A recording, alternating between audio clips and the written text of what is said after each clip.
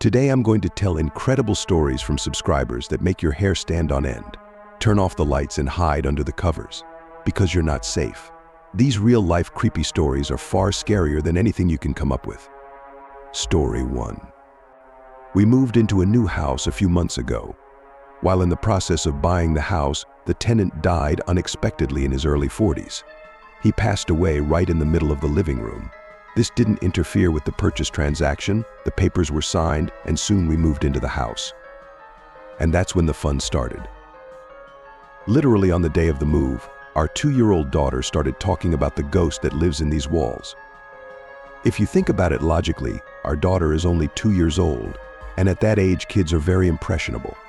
Plus, Halloween recently passed, and she also had a Halloween book with pictures that she liked to look at. So it's possible that all this talk about ghosts was a result of flipping through the book. However, she talked about the ghost all the time. That it was in her basement playhouse, that it was on the stairs, that the ghost was standing in the corner. She didn't seem to be afraid of him, rather considered it her friend, so it didn't bother me. Even if there was a ghost, it didn't threaten the family in any way. I often told this ghost that he could stay as long as he wanted. I also added that he could leave if it would make him happier.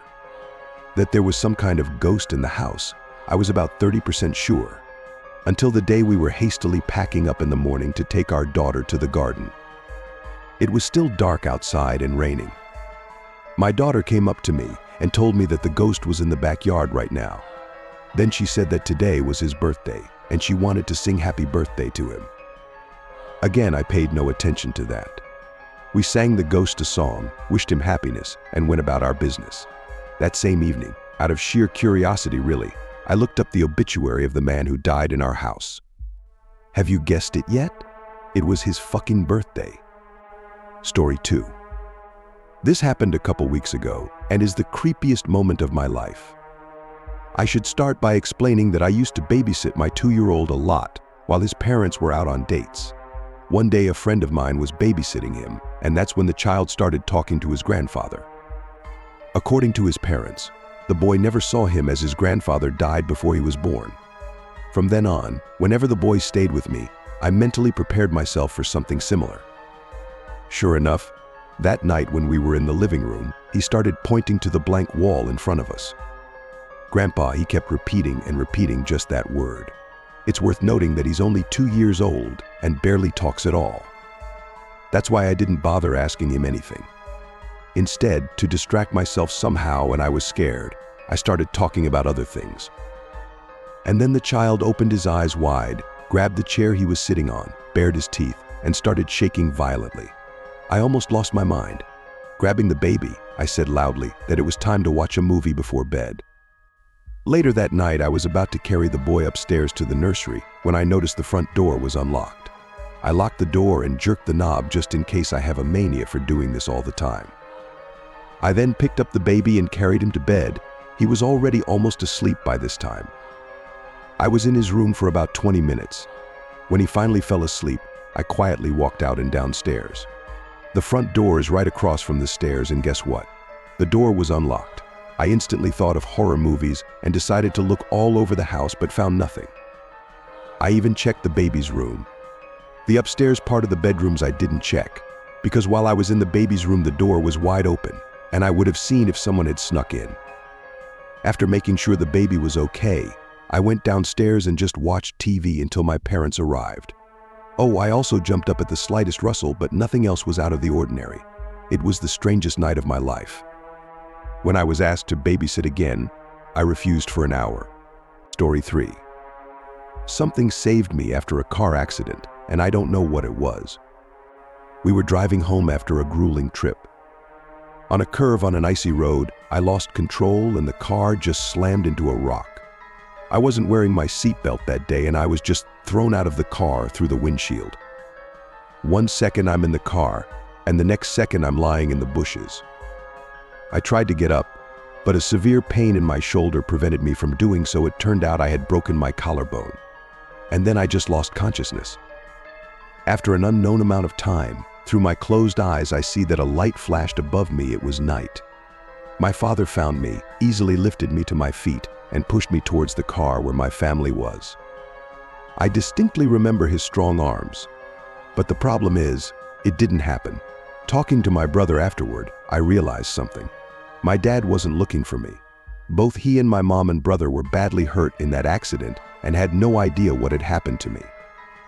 They even assumed the worst, that I was already dead, right under the car. And there wasn't even a flashlight in the car itself. I don't know who or what found me there. I thought it was my father. Sometimes I talk about it in the hope of finding an answer. And my collarbone has healed so that now it's a little protruding. And that bump is a constant reminder of that day. Story 4. There's an old bridge in my town. A girl who drowned in the river below it periodically appears on it.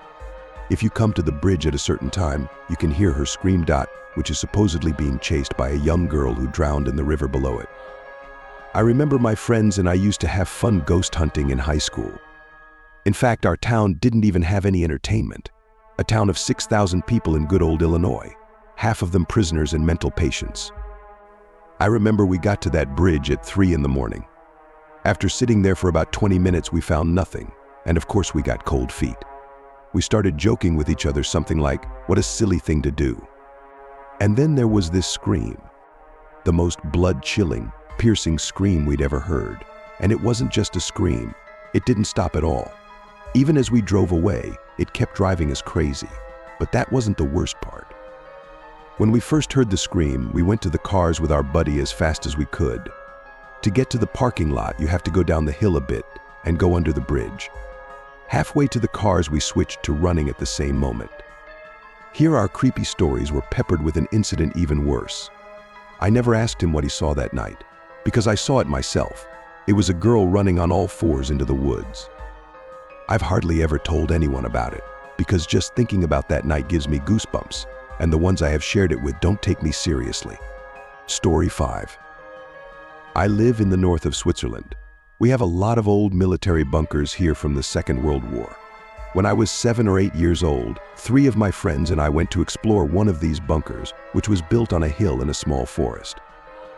The main door was jammed, so we had to take it apart. We found a large log nearby and used it as a battering ram. After many attempts, the door did give in, but there was a peephole on it. It was about 10 centimeters in diameter. We opened it and illuminated the darkness inside. There was a long, ruined and dark corridor with rooms to the left and right. We couldn't see the end of the corridor, it was too long. We took turns looking inside until one of my friends said, "There is a little light at the end of the corridor," but there was no light when I looked through the peephole. So I pushed it away and took another look. What I saw made me wince. There was no little light there. The light was more like a flashlight pointed directly at me, and behind it I could see the silhouette of a man. I took a few steps back and said, "There's someone there." At the same moment, someone or something knocked on the door from inside the bunker. Panic set in. We screamed and started to scatter. I was so scared that I ran all the way home until I locked the door from the inside. The next day at school, my friends and I talked about the event. We came up with the explanation that we had been pranked by older kids. A week later, we went to this bunker again, but this time the door was completely welded shut. And you could see that someone had opened the door from the inside. We just left without saying a word to each other. There's no way anyone could have opened that door. It was the only way in. I still live in the same region.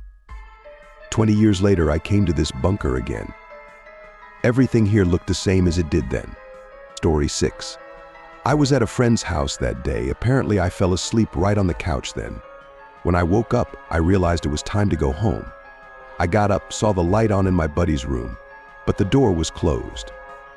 As I approached the door, I told him I was leaving because I had to go to work early tomorrow. He replied, "Yeah, see ya," and went to the fridge to get a drink. When I got back to the living room, I tossed him, "See you later, dude," and he said, "Yeah." Something struck me as odd. Not at all like my buddy. So I went to the door, opened it, and there was no one there. There was no one in the house. When I went outside, I didn't even see his truck. I was scared as hell. I called his cell phone and he said he left for McDonald's about 15 minutes ago. I jumped outside and waited for him to get home. He told me that there was a kid who lived here years ago. He hung himself in the attic and a friend keeps hearing voices and seeing strange things. Even the neighbor confirmed it. After that, almost everyone who stayed at the buddy's house had this paranormal experience. Everyone told similar creepy stories, and the buddy just got used to it. Story 7. I used to work at a place that required me to plow 24 hours a day. I handled confidential documents and files, and if someone needed that information in the middle of the night, I'd have to bring it to them. Anyway, security is pretty tight. Bars on the windows, lots of locked doors to get to the workplace. They gave me a job to do overnight, but they were counting on how quickly I could get it done. So as always, that night I finished my work in about 30 to 45 minutes, pulled out my phone, played games, and watched Netflix. A third of that shift was already behind me when I suddenly heard the door close. I looked at the security camera and saw someone walking down the hallway to my office. I figured one of my coworkers had decided to make a joke, so I turned to the door and waited for someone to come in. But no one came in. My hair stood up all over my body. It's a small building, so I figured I'd find the guy myself. I checked all the offices and storage rooms, no one. However, when I got back to my office, I saw the fire door closing. I went into the office to rewind the cameras, but it turned out that the rewind was password protected, and I didn't know it. I was frightened by how determined that man was to get to my office. Finally, my shift came to an end. I had been sitting for the last 2 hours so tense that my back was just aching. My coworkers started coming in and I was glad that I was about to be replaced. After I explained what happened during the night, my coworker's shift asked me to go home. The coworker said she would wait for the manager and they would watch the cameras together. When I got home, I called the manager and asked what was on the camera. The video showed the fire door closing, but then the video froze for about an hour and the next thing it recorded was me opening that door.